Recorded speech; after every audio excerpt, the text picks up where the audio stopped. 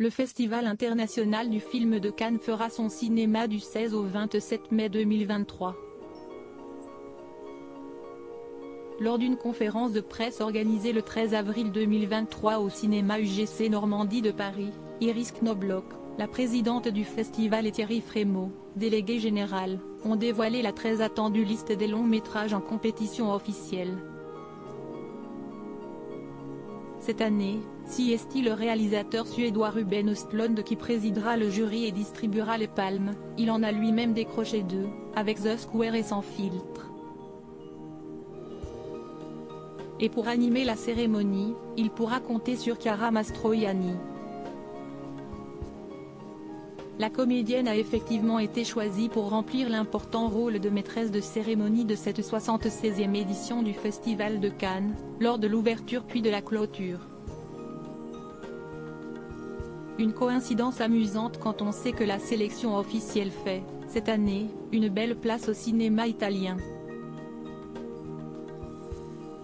Elle succède à Virginie Efira qui officiait l'année dernière. Chiara Mastroianni est une grande habituée de la Croisette. L'actrice avait même obtenu le prix d'interprétation Un certain regard pour son rôle dans le film Chambre 212, de Christophe Honoré, en 2019, 11 ans après avoir fait partie du jury des longs métrages. La maîtresse de cérémonie a un trac immense. La première fois que je suis allée au Festival de Cannes, c'était pour mon premier film, ma saison préférée de André Téchiné.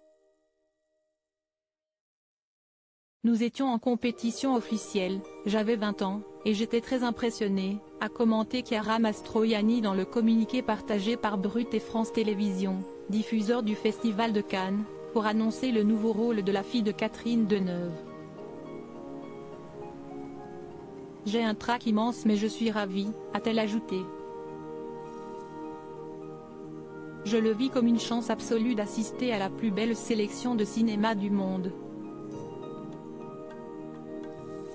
Je le fais avec beaucoup de sincérité car mon désir de devenir comédienne est né de mon amour des films, de mon plaisir de spectatrice. Le cinéma est unique. L'information manquante, pour l'instant, si est le nom de toutes personnes qui composeront le jury du Festival de Cannes.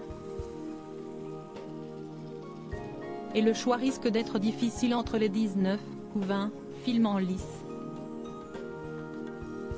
Le cinéma est unique, a déclaré Ruben Östlund dans le communiqué officiel. On le partage. Regarder ensemble exige davantage à ce qui est montré et intensifie l'expérience. Cela nous renvoie quelque chose de tellement différent que cette dopamine sécrétée par le défilement des écrans individuels. Il devrait, donc, se délecter de toutes ces pépites, présentées dans le cadre de la compétition mais pas seulement, depuis le Palais des Festivals. Cette 76e édition s'ouvrira, le 16 mai 2023, avec la projection du film Jeanne du Barry, de Mai Wen, dans lequel Johnny Depp incarne Louis XV.